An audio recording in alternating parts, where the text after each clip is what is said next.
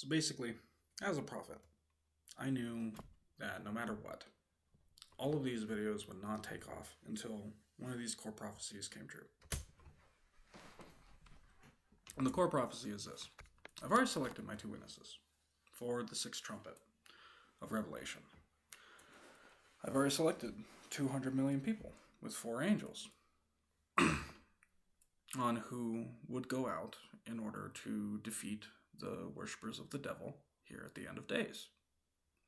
I've already seen evidence of the handiwork that they've done, where they hide this handiwork and where it goes to dwell, hopefully forever. The smell and the stench doesn't go too far. It doesn't make it so that way people aren't able to see. It just makes it so that way it's almost unnoticeable. Places where you hide what the 200 million do. Because ultimately, at the end of days, there are two in the field. There are two working. There are two working at home, doing their chores. And there are two resting at home. You could even say they're resting in the street, who cares? But there are two resting, there are two working at home, doing chores, and there are two working in the field. And one is taken away.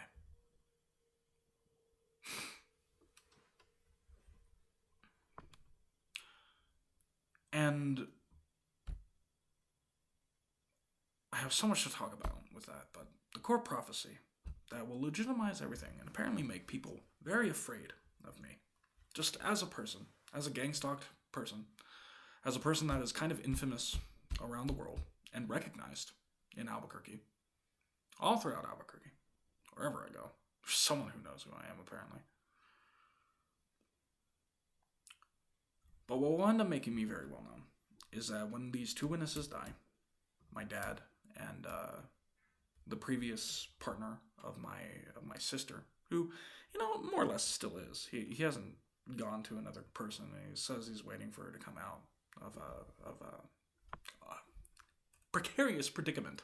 I'm still at 2 minutes and 30 seconds, everybody. But when she's out of her precarious predicament that she can't leave from, then he says he's going to marry her. But unfortunately, by prophecy at this point in time, this is all a hopeful dream. The prophecy has already changed, because if they want to face consequences of the Bible sooner, it could have been the enemy overtaking them. And so what it came down to is just a demon that will come up out of the abyss and overpower them and make the prophecy come to be. And so in that prophecy it says, 1/10 of the city will be brought down in an earthquake. And they prophesy from here. Because Jerusalem, we're not going to Jerusalem. There was no point. We could have afforded to. We could have scraped together some money. We could have gotten an RV. We could have gotten a ferry. And we could have gone to Jerusalem, where people would say that would be the most benefit, right? It's not. It got tread on. And it's going to be tread on for 42 months. Jerusalem is just Israel in general. It's not going to be looking so hot since they started prophesying. And we're in that process right now. The sixth trumpet blew in January, I want to say January 15th, 6:04 p.m. was when I let out the four angels. So these prophets have been prophesying every day for 1,260 days since then. And it comes in the rain clouds. You look up at a rain cloud, and then a big hole is just there already, or slowly opens up. Because, they could do it really immediately, but in order to make the prophecy worth it, you gotta have to believe in it. So it'll happen, and it'll often happen quickly. I've seen it happen pretty quickly. Typically, I would just look, and I'm like, oh, no hole in the sky. Spend 5 minutes just sort of outside smoking a cigarette because it's only lightly raining, and I'm under a terrace or something. And, look back up at the sky. It's only been a minute or two. Oh, there it is. And I hear their voice talking to me in my soul. And I hear their prophecies. They say so many cool things. I'm really happy about it. And I also hear the prophecies that they tell other people, where, other people are going to be hurt and hurt themselves. And every time that they say, and this one's directly related to you, Nolan, so be on the lookout for this, it happens. I'm like, wow, man, this is going to suck. Because oftentimes I get hurt. I get hurt by putting myself on the front line to potentially get unalived, just by talking about the supernatural and God. Because ultimately, supernaturals and demons, they have the most power that they could ever have over humanity right now. For the simple reason that nobody believes that demons can do anything. Nobody believes that demons and magicians can do anything supernatural, even though God has sent very clear signs that they can. Like telling you not to believe in the signs of the Antichrist, because these signs are supernatural things that the devil does. But you have to believe that God is better than the devil, and that whatever he says he did for that power, that is not what he did.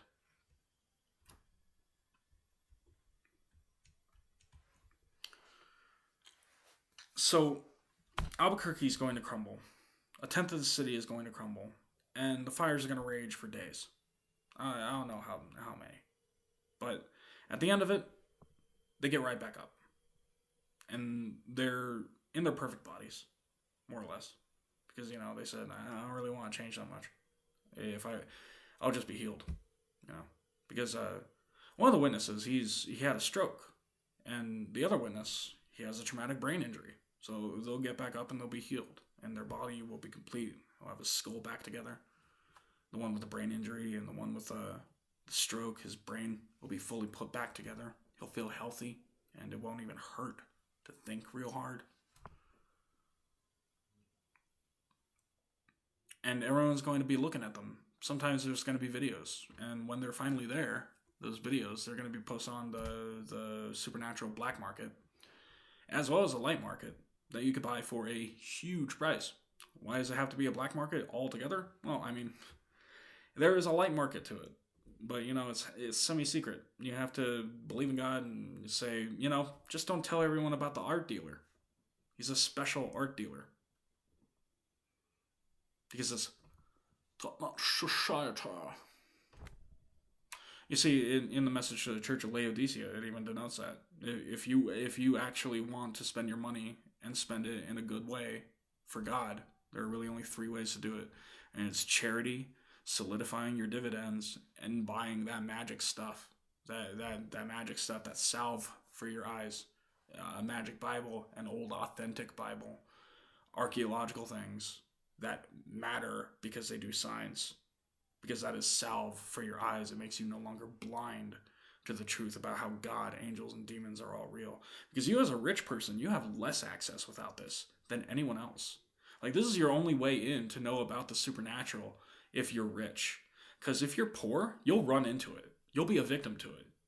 But if you're rich, you're not likely going to be a victim to it. They're not going to be prowling around the rich neighborhoods where people talk to each other and pull out their cameras for the very first instance that they see a reason to pull out their camera. Or, for their selfies. Yeah. It's like, poor people don't do that. There's an etiquette to not record yourself and not record other people. Which is why they fall victim to the supernatural so often. But, if you're a rich person, those are basically the 3 ways that God wants you to spend your money. Well, I guess I'm rambling at this point. The core prophecy that I made that legitimizes me being God and denotes the fact that we're in the 6th trumpet and that the final trumpet is very soon coming. Because again, I'm making this before it'll matter. None of this will matter for a long time. The live streams will not matter for a long time. The videos that I already posted will matter more than the live streams, but also, yet still, not for a long time. Go figure, right? And it's going to be great. Make America great again? Nah. Make humanity great again. Because as it turns out, your Coptic grandparents were a lot nicer than you guys. Oh man. Even the bad ones.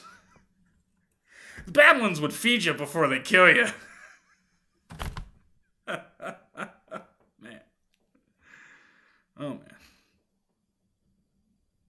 Well, this has been Schizomati. Talking to you, the heavenly satanic audience in my head. Yeah. It's all there. You crazy kids. Look at you and all your sinning sorcery. When are you going to react when it happens?